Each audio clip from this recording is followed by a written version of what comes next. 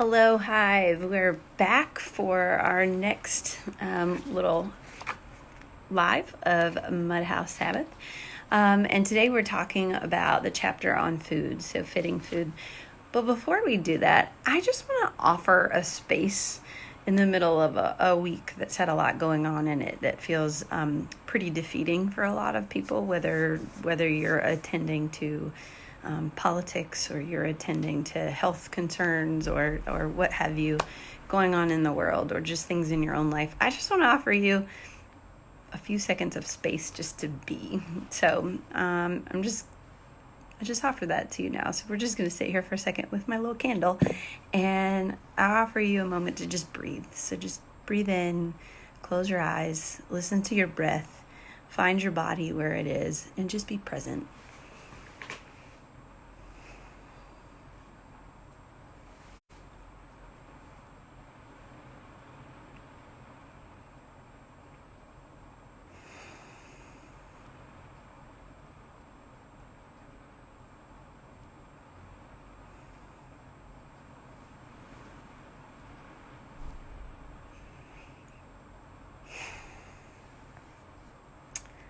All right, so that exercise sometimes feels weird and hard because you just want to go, right? Well, this chapter on food talks a little bit about that, and on fitting food. So the idea of paying attention to what we eat and that God actually cares about what we eat is what Lauren Winter talks about in this chapter. So she talks a little bit about kosher eating. She talks about compassionate eating. She talks about seasonal eating, and all of those things.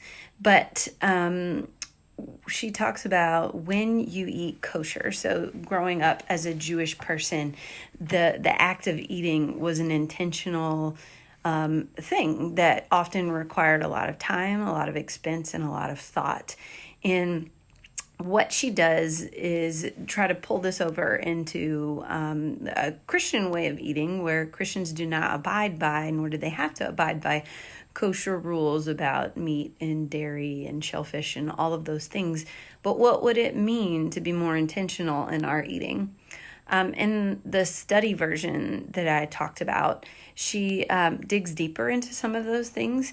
And one of the things that she mentions is she talks about, I'm going to move my camera so I can see my Kindle book, but she talks about sanctified eating. So in the study guide, it says one way of sanctifying the mundane act of eating might be to pray or explicitly try to commune with God at the table.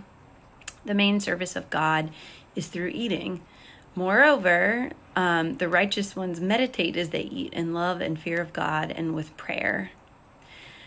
Prayer after eating can also sanctify the meal. And so she goes on talking about eating and how perhaps if we would focus more on the task of eating, that could be a sanctified spiritual act.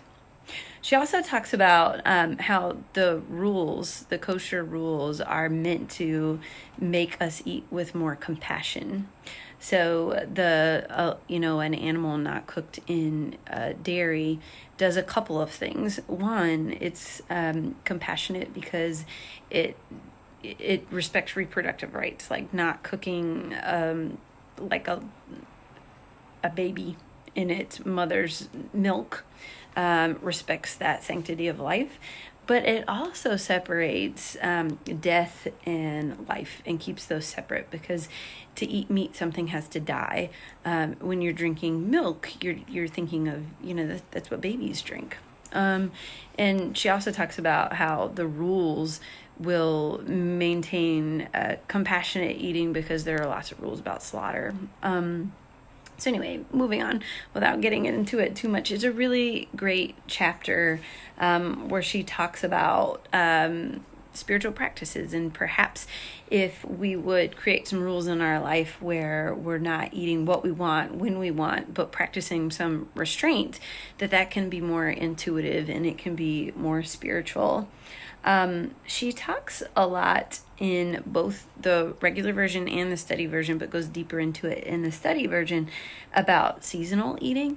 So Barbara Kingsolver, who wrote the Poisonwood Bible, also talks a little bit about why she eats seasonally. And I thought this was an excellent thing to bring up because, like I said, you don't get to eat what you want when you want if you eat seasonally.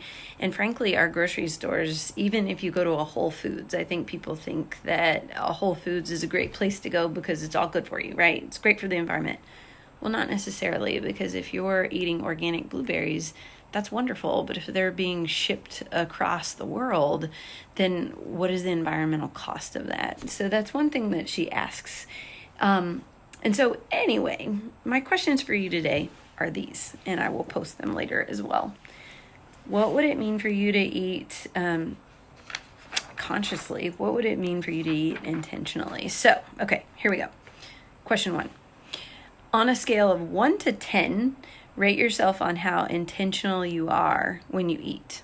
So think about whether or not you taste it, whether or not you are grateful for it, whether or not you're thinking about the breaths you take and the chews that you're making and what it feels like for the food to fill your body. So that's the first question.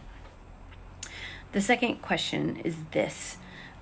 What does the food that we eat say about our lives and values? Or if you want to go deeper into it, do you have some kind of practice that sanctifies your eating? Okay.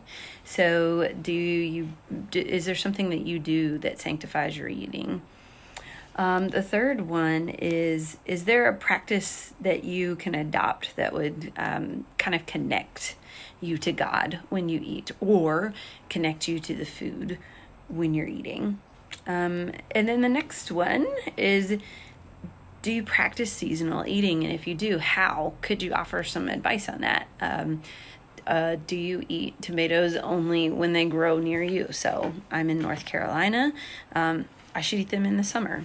Do you eat strawberries year round, or do you only eat them when they're ripe? So how do you practice seasonal eating? Do you do that with meat? Do you do it with vegetables and fruits? Do you really think deeply through that? And how does that affect your food eating rhythm?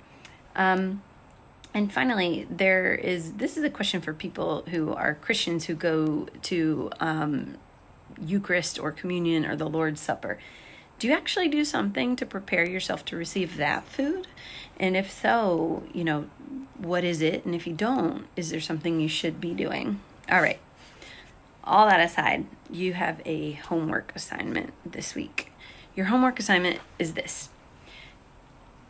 You're going to make a meal this week, but you're going to do it very intentionally. So can you create some space this week where you eat a meal that's compassionate and seasonal? As much as you can, make it compassionate and seasonal. Don't overstress about it, but just put some thought into it.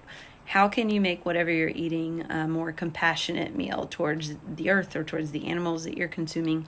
And how can this meal that you're eating and creating be more seasonal? Okay. So as you do that, and as you eat it, slowly prepare it. Think about what you're cutting, how you're cutting it. Think about the textures of the food and the smells. Appreciate when the onion makes you cry. Look at all the fine details of what you're doing. So do that.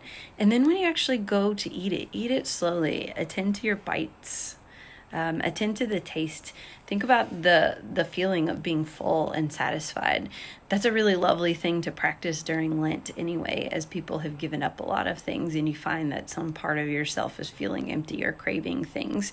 So what does it feel like to have that filled up? And then finally, make some space for gratitude, whether that means praying for you or it means saying thanks to the food or thanks to the animals or thanks to the earth. But can you give some thanks in it? All right, so I've gone on too long. Those are some of your questions. I will post them in less rambly form in another post. And I will also post the homework assignment, which is to make yourself an intentional meal. And then next week on Thursday, after you've hopefully done your homework, our next chapter is going to be about mourning. And I'm really looking forward to that. So we'll talk about mourning. All right. I will see you all later. Have a wonderful Thursday and a wonderful weekend. Be well.